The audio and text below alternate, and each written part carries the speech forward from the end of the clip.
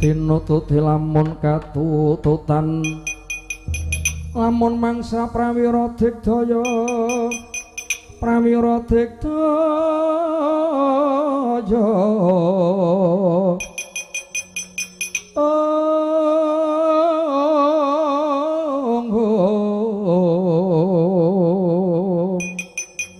gumregut maguting ayuda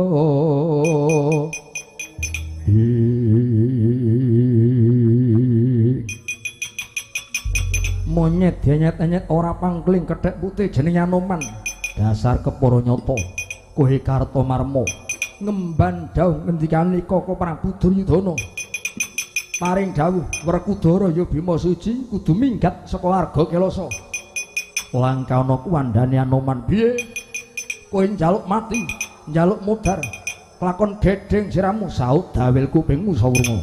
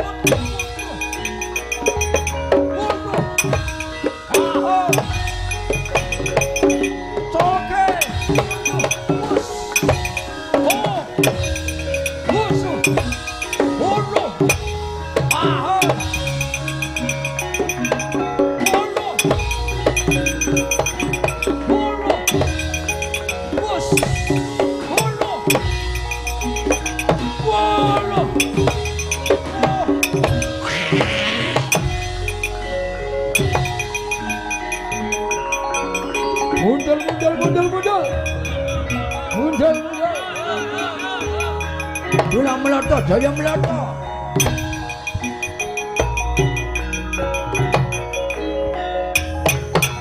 Man Paiman, aja melu-melu iku dupel kalamu. Paiman mundur. Raden Durmagati dasal paling nyata. Gelem mundur sarate Anoman wis dadi kuwandha. Piye? kowe njaluk mati, kowe njaluk modal. Mungsuh kau Raden Dulmagati, kowe iki mung kethek lho, kowe mung monyet. Saiki nek kowe geleman kalau aku kowe tak wene dhuwit 300.000. Ning kowe melu aku. Kon ngopo? Kowe mengko tak dandani nganggo klambi nganggo kathok. Tak tabuhi dadi kethek ogleng. Ulihe pilong kok dijompong lolo baleng. Aku sepalo kowe sepalo. Piye? Anoman timbang kowe ning kene oleh entuk dhuwit melu gabung dadi lombongan ngemis baleng-baleng karo Dulmagati. Ora sudi. Ora sudi, ora gelem manut. Oh, tak plawoso kan Anoman. Mut mati. Mutal. Hut. Hut. Hut. Aduh. Aduh. Hut.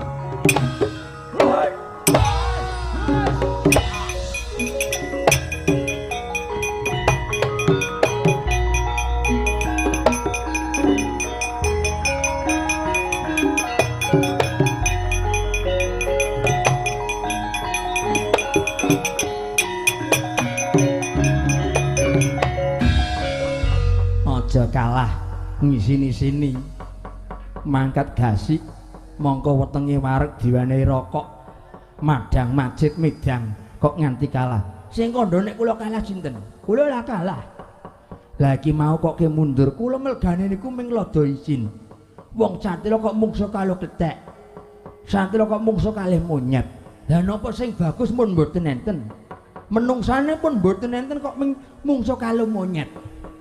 Karepmu mungsuh sapa? Kula tak mungsuh kalih Catilya mawon.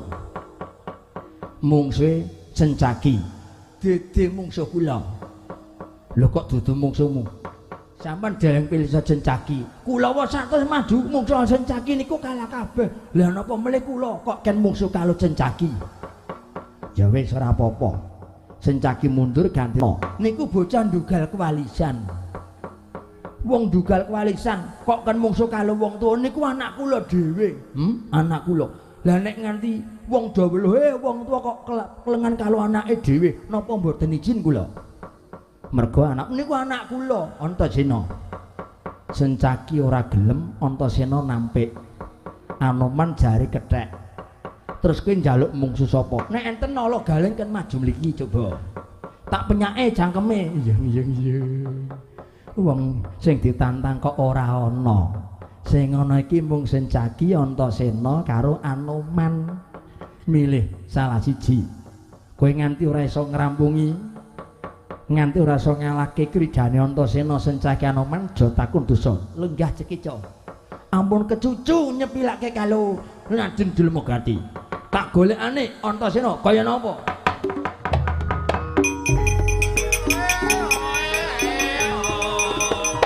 Mati kowe yen.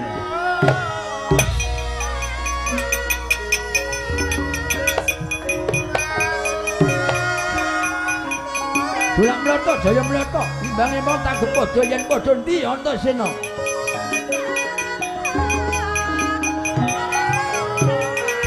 Nah, iki bocahe. Mandek.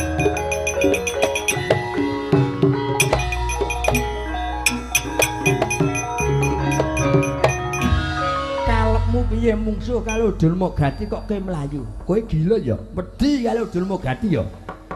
Aku ora gila, aku ora wedi wae. Lah le mlayu mergane apa? Mergane aku pikir-pikir senopati sing pengpengan pirang-pirang lah kok kaya Siwa Dulmagati mung wujude kaya lemper kok maju ning palagan apa wis ora ana Kurawa liyane wae. Mbok panjenengan lenggah wae didhawuhi prajurit utawa senopati sing pilih tanding sakliyane Siwa Dulmagati. Des kula ngajal. Payek-payek dilemet-lemet apa ngenyek ya ngenyek ning aja banget-banget. Izin lho aku wong tuwa kok dinyek. Padake apa aku ya senopati. Dalane apa? Karepe Siwa Dulmagati. Kowe ora gelem minggat kalau wong tuamu ora gelem minggat balen kalau Bima Cuci ya wel Kudala. Lakon iki mengko dilangket diaturke Koko Prabu Duryudana. Ora sakokan perceka. yen arep ngadepi karo Began Bima Suci langkana kuwandane Anoman.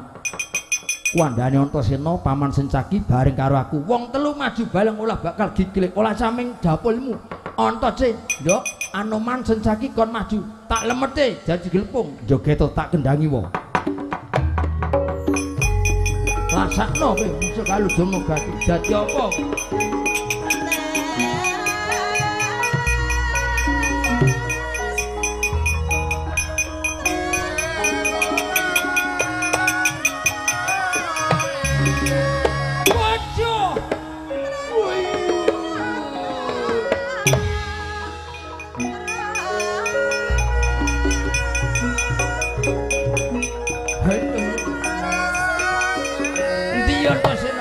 Waduh malah minggat kowe. Aja mlayu kowe.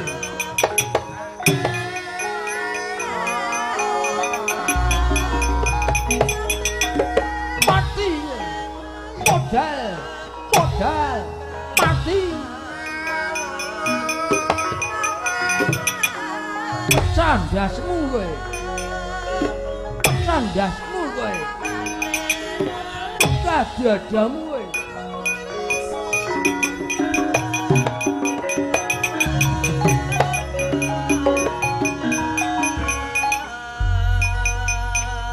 Modal kowe sing kandha sapa? Tak tembeling kok ora digawe loso, ming kaya dijiwit sinden. Kula ngajal. Ngenyek kok ya ngenyek ya. Sing tak cekel apa? Melek mlipanmu. Antase nduk, sing tak cekel apa? Nek ora kleru kuwi jenenge gedang goreng. Iki jenenge godo. Wis ngerti kok takon. Tibake ngendi sak karepmu wong? Tibake silahmu men pecandasmu jajal kene.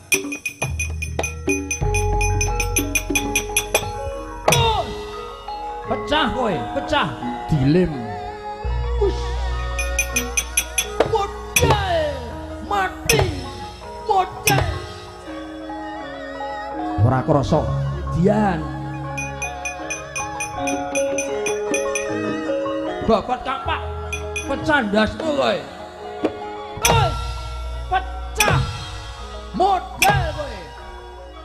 Ora krasa. Ilang-ilang dolak kloso ndi gamane.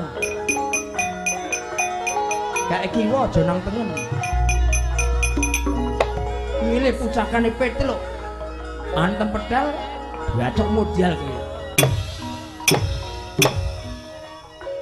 Mati yo. Sing kandha mati sapa? Oh iya, tak kira mati. Apa iki? Wis. Lah kok nggawa bekakase tukang ora apa-apa. Digolok, tak golek cengelmu jajal kene. Ora krasa edan, mulite Bima Suci pancen ampuh tenan kowe. Percaya. Tak kethoke nggonmu. Nggo ngopo? Nggo nembel wong suwing. Tak kethoke. Kena iki kena mesti kena. Edian godhot alot banget kowe. Wis. Campluk sandal meli. Apa meneh kuwi? Waduh, gak apa-apa. Sandal meli gak apa-apa. Aja plengas-plengas kowe antas sini. Aja gilang-gilang gumuyu kowe. Ya apa? Kuwi apa? Limpung. Mosok limpung kok kaya ngono wujude iki pucaka lho. Wah, kowe ulung ngerti. Sing jeneng wong lanang ke taman limpungku hilang nyawane. Wong wedok taman limpung wae iso mlegending wetenge. Jajal tamakno kene wong. Taman limpungku, wah kelakon modal. Tamakno kene tak papan aku. Nyoh, tamakno. Taman pusakaku limpung kelakon mati. Waduh. Limpung kok aja milang-milangke aku limpung. Tak jak nyambut gawe, tak jaluk kekuatanmu limpung. Nah. Taman pusaka limpung mati kowe. Pusakaku limpung. Aduh, jan iki kepiye iki kepiye. Limpung. Tak jaluk kekuatanmu, Pung. Nah ngono. nyambung gawe juduk limpung. Hut. Waduh. Ngesen-ngesen malah kaya wengi dan.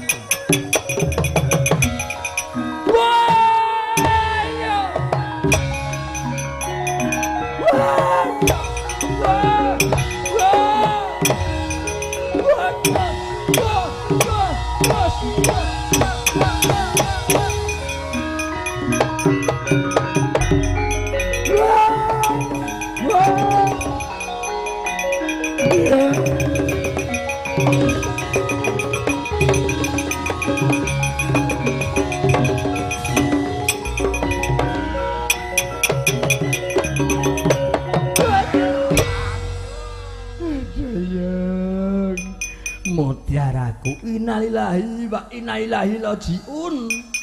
Cilaka nggih Durmagati, aduh cilaka paman sing kuni. Antasena gak kena sinangga enteng pun. Kula nyekel gaman sakwenane gaman pun mboten tumama. Pungkasane kula nyandak limpung.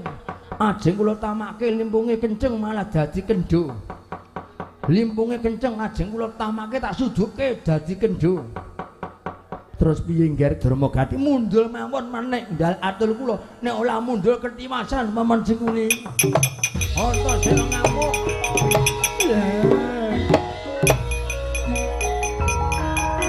Mundur.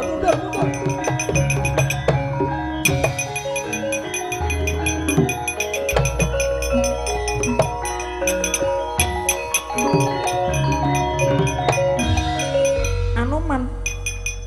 Kula wonten dawuh penemban. Mundur. Wong sabar ku ana watese. Kula sampun dipun pasrahi purbalan wasisa dening Begawan Bima Suci. Yen niat panjenengan murka kuling badhe methukaken. Penemban Durna, aku Brahmana, aku pendhita. Sami kula nggih penemban kula sami kan panjenengan kula dados pendhita. Ning ku pendhita kewan, pendhita monyet. Mundur. Mboten saged. Ora gelem mundur tak idoni kan.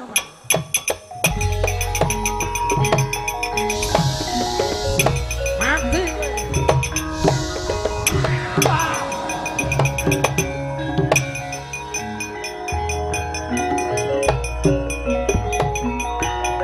Sundha maneh ampanono.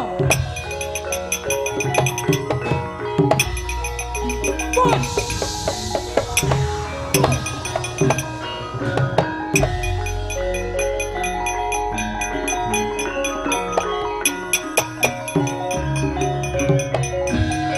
Sensaki dasar kepara nyata. Biyen wingi-wingi aku kalah mungsuh karo kowe. Aku digebuki, diajar sak kayange. Ning bengi iki kelakon kowe cilaka.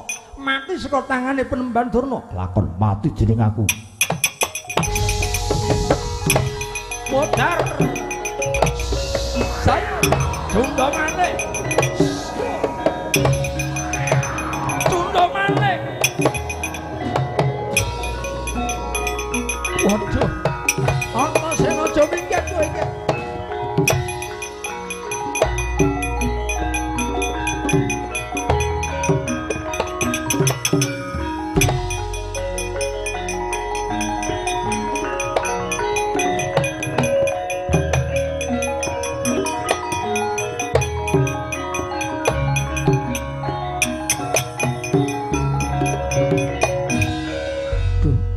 Sangat dipenemban kula ngaturaken ketiwasan. Kurawa dipun pandhigani dening Penemban Durna. Ngamuk unggung Penemban. Penemban Durna nyandak pusakanipun wujud cundha manik. Dipun ungkulaken dayanipun benter ngungkuli mawa bathok. Kula mboten kecunggah. Duh sangat dipenemban kula nyuwun pengayoman. Penemban kula nyuwun pengayoman. Penemban Durna ngasta cundha malik. Wah, sejaki Hanoman mundur.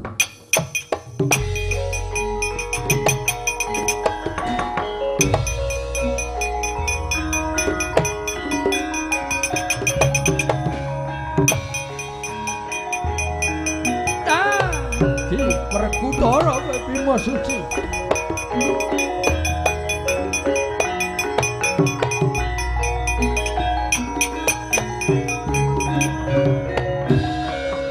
Durna ina panalinganira lumacaring ratri